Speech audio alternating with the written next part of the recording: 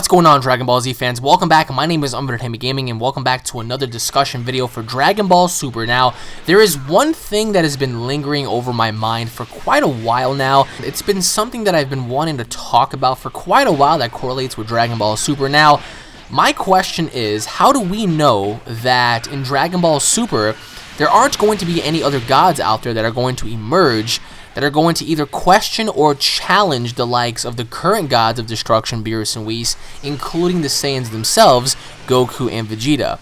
Now, after all, I feel as if you're a god, why would you go out of your way to help mere mortals? Goku and Vegeta being mortals, they're not really gods, they're not deities, they're not demigods, they have no godlike status within their name. They do possess godlike powers, that being the ability to transform into a Super Saiyan God, Super Saiyan, etc., etc., but by no means do they have the title of God under their belt. So my question is, how do we know that the other gods that are lingering out there in the universe don't confront Beerus and Whis about this, asking them why are they training and why are they essentially helping these mere mortals? That's not what these deities are supposed to do. They're supposed to maintain balance in the universe, order, and if needed to be, destruction. So again, going back to Battle of Gods, remember when Beerus fought Goku, he told him that there are dimensions out there and realities that have spawned warriors even stronger than them. So of course that also means, how do we not know that these other deities may not be upset with what Whis did for Revival of F? By the way guys, spoiler alert, in case you guys haven't seen Revival of F, please fast forward about a minute into this video. Okay, so now, how do we know that these deities out there aren't upset with Whis having to go back and, turn back the hands of time for Goku's mistake? Goku not being able to fully finish Frieza off, toying with him, allowing his guard to be down, leading Frieza into destroying the planet, blowing up Earth, killing Vegeta. I mean, the only one essentially that was saved was, nobody except for the people that were around Beerus and Whis. So, Goku's actions led Frieza to destroy the planet, and Whis had to go back and, revert time to where Goku can fix his mistakes. And even Beerus said at the very end of Revival of F, he was like, wow, what a pathetic ending this is. Having the god of destruction save you from your own destruction, your own foolishness that you've created. So, my question is, how do we know that the other gods may have not saw this coming and, they question Whis on this? Like, why did you help Goku? Why didn't you just allow the planet to be destroyed? Why did you have to just go back and do that for him? Who knows? Maybe there are some deities out there that really don't care, but maybe there are some deities that put that into account and they say, hey, if we don't do that in our universe, why are you doing it for yours? Perhaps maybe some kind of a god summit is, formed. They have a god council where they have a full group discussion and they talk about this and they ask Beerus and Whis and they bring them up to the stands and they say, hey, we know what's been going on. We know about, the Saiyans, Goku and Vegeta. Why are you helping them? Why are you allowing, time to be changed for these people? Why are you doing that? So, in an essence, I do feel as if in Dragon Ball Super, we are going to encounter other deities from other universes that are going to put Goku and Vegeta's actions into question. Perhaps maybe even challenge Goku and Vegeta. I mean, I don't see why not. I mean, given the fact that Beerus even spoke about this in Battle of Gods, raises a lot of questions. And I mean, even in Revival of F, when Whis overheard Vegeta talk about his own planet before it was destroyed by Frieza, he brought it up to Beerus' attention saying, hey, weren't you the same person that ordered the hit? And Beerus pretty much told Whis to just hush up. So how do we not know that, we might not see Beerus versus Vegeta for that matter, or even Beerus versus the other deity that comes into play, because maybe Beerus has formed some sort of feelings towards Goku and Vegeta, even though he's not really an ally towards them. Maybe he feels that they are the ones who just might happen to be the replacement for him once he kicks the bucket. Who knows? But at this point, having another god, or gods for that matter, be introduced is very prominent, because for me, number one, I do feel as if it would put both Goku and Vegeta through the real test to fight a deity that might be possibly stronger than Beerus and Whis.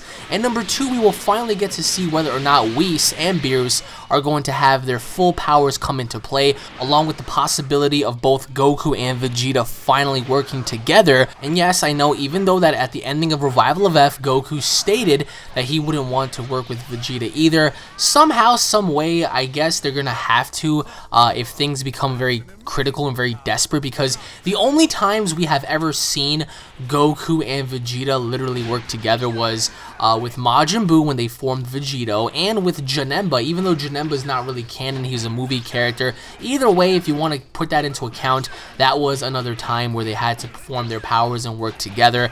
Even with Broly, the very first Broly movie, Vegeta had to give Goku his powers in order for Goku to stop him. So how do we not know that Goku may not need Vegeta's help, you know, to stop this common enemy? I mean, how awesome would it be to see Goku finally obtain a pair of earrings somehow, some way, and offer Vegeta a way to, you know, combine their strength in order to test not only their abilities, but to put an end to the evil that's going on. Or necessarily, it doesn't have to necessarily be evil in an essence. Perhaps maybe they are challenged by a higher being and they have no other option but to use fusion. I mean, everything right now is coming into play because there's so many possibilities with Dragon Ball Super, and I for one think that having other deities come into play would be a very prominent role. It would be a very prominent scenario, because then we will get to see how powerful the Super Saiyan gods are. We will get to see how powerful Whis and Beerus actually are. Whis is very powerful, as you guys saw in Revival of F. He literally kicked Goku and Vegeta's butt left and right without even breaking a sweat. He was so fast that he was even able to tag his own insignia on both Goku and Vegeta without them even registering what had happened. So for me personally, having other beings arrive from different dimensions, I mean, who knows? Maybe perhaps we will finally get to see the original, the very first Super Saiyan God amongst the Saiyan race. Perhaps maybe out there somewhere there exists a Namekian God. Perhaps maybe Baby from Dragon Ball GT wasn't the last Tuffle. Perhaps maybe there is another Tuffle out there somewhere in the universe that happens to be a god or possess godlike powers. I mean, we will never really know. I mean, Dragon Ball's universe offered a very unique story with Demigra being the god of the demon realm. Perhaps maybe somehow, some way, we will get to see the incorporation of Demigra in Dragon Ball Super. I mean, even though there are a lot of questions to be asked about Demigra, his origins and what he's really about, needless to say, even Beerus knew about him. Once you played the game and you encountered him, Beerus recognized him. Everybody did. So perhaps maybe there are other gods out there that, you know, possess different titles. The god of the demons, the god of rage, the god of power, the god of creation, the god of destruction. So we will never really know for sure until the series actually comes out. But needless to say, let me know what you guys think in the comment section below about there being possible gods introduced challenging Goku and Vegeta, and possibly challenging Beerus and Whis for doing what they have done in Battle of Gods and Revival of F. And for those of you out there that are wondering, well, what has Beerus and Whis done that was so bad? Well, number one, if you're the god of destruction, hence Beerus, why didn't you blow up planet Earth when you had the chance in Battle of Gods? See, that's mistake number one. And mistake number two was on Whis' part in Revival of F. He went back in time to help Goku. Who are you as a deity, who are you as a god, to go back and help a mortal for his mistakes? So that right there can come into question amongst the God Summon once they bring it along. Because how awesome would it be to see all of these deities and Whis and Beerus come along and they're walking on by and they're saying hi to everybody, and then you have like that one god who pretty much wants to test Beerus again, you know, that little arch rival that he had eons ago and stuff like that. So I mean, the possibilities are endless, but I don't see why Akira Toriyama wouldn't want to do that, because then you create a godlike saga with godlike scenarios, and of course they're going to follow up with the Majin Buu events, having to have an enemy who is stronger than Majin Buu, and a lot of people often misconstrue that, and they say, well, Majin Buu wasn't really that strong. Yes, he was. If you guys remember the Kid Buu saga, the entire Majin Buu saga, Buu was so strong that you needed the powers of a Super Saiyan 3 in order to defeat him, or higher. And literally Goku even admitted that when he was fighting Kid Buu, and he was saying, wow, this creature has so much stamina, this creature has so much power, I can barely find a weak point on him. You know, his speed, his strength is so good. So eventually they got the best of him, of course, but now there happens to be an enemy who is vastly supreme and stronger than even Kid Buu. So that just means that there has to be a villain out there somewhere, somehow that possesses the power even greater than a Super Saiyan 3, which can actually put Goku and Vegeta's godlike powers to the test. Because, although Golden Frieza, he did pose a very credible threat, he wasn't used to the form, he wasn't used to the power, he wasn't really used to anything at all. That was Frieza's downfall in Revival of F. He never really had the chance to train his body and get used to the form. That's exactly what Goku was talking about in Revival of F when he said, hey, listen, even though you're freaking strong as hell, and I'm questioning this fight, I can easily find your weak points. And one of your weak points are the fact that your body is slowly draining. You're getting tired very fast because you have all this power, but your body's not used to it. So perhaps maybe this new enemy has great power and he's used to having it, function within his body correctly. So that gives Goku and Vegeta both a run for their money using their Super Saiyan godlike powers. So let me know what you guys think in the comment section below about the gods. Do you guys think other gods are going to show up? Do you guys think there might be a god versus god fight? Do you guys think that these gods out there might emerge and put into question both Goku and Vegeta's actions? Let me know in the comment section below on your overall thoughts and opinions on this. And once again, thank you all for watching, everybody. My name is UnrealStudioEnt Gaming. If you guys are Dragon Ball Z fans, don't forget to subscribe to my channel for all latest news, information, what if battles, updates, and more.